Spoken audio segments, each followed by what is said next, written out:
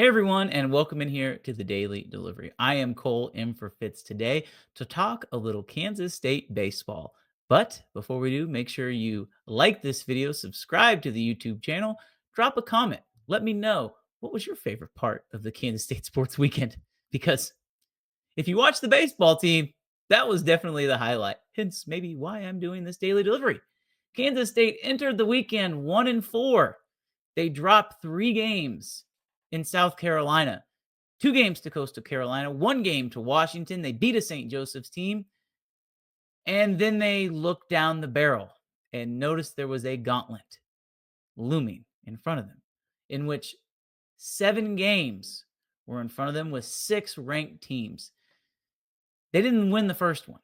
They played North Carolina on the road in Chapel Hill, and it was a struggle, to say the least, on the mound. This team walked batters, they hit batters, but the offense battled.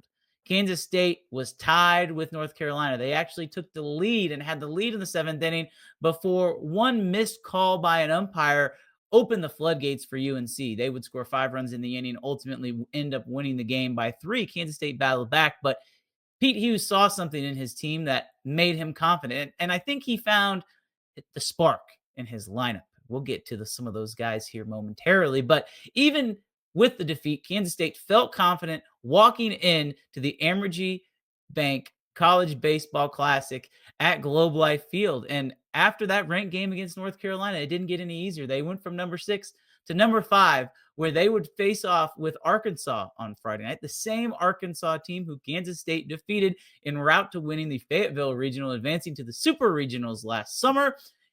The Hogs got their chance to play the Wildcats once again. Friday night starter versus Friday night starter, and Jacob Frost was incredible. The senior junior college transfer was absolutely electric. Pitching into the 6th inning, back-to-back home runs were hit off of him, the only 2 runs he would allow.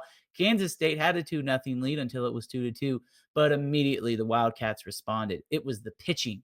It was the defense throwing out a runner at third base, and then, of course, a double to win the game would come off the bat of Micah Dean. That would ultimately give Kansas State the 3-2 win.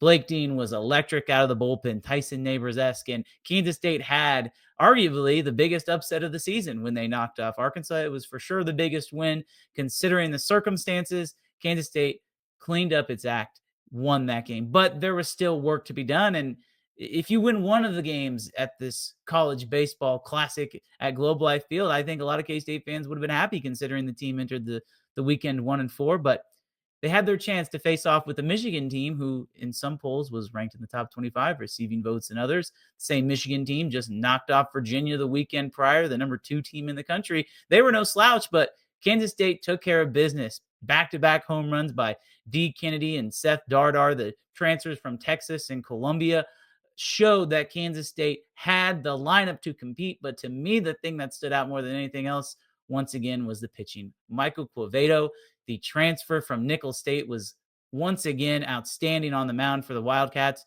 But really, the story was true freshman Dante Lewis on Saturday.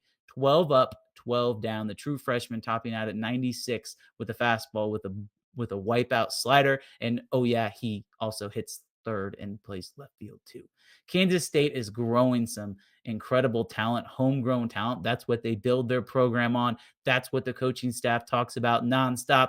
And on Sunday, Kansas State had a chance to go for the knockout punch to win the Amegy Bank College Baseball Showcase, and they did just that. Facing number 22 TCU, they were 90 feet away from a run rule. They would ultimately win the game 10-2. Lincoln Sheffield got the nod, the junior college transfer from Georgia, and he was simply outstanding. 7 innings, 1 run en route to a 10-2 win for the Wildcats over TCU. They're now 4-4, but it doesn't get any easier.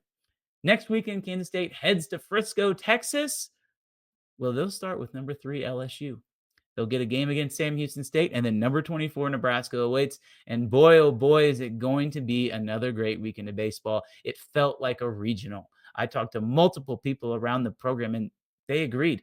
Those games were incredibly important, not just for the resume for the end of the year, but to really show that this team belongs, that, you know what, they're not rebuilding, they're reloading.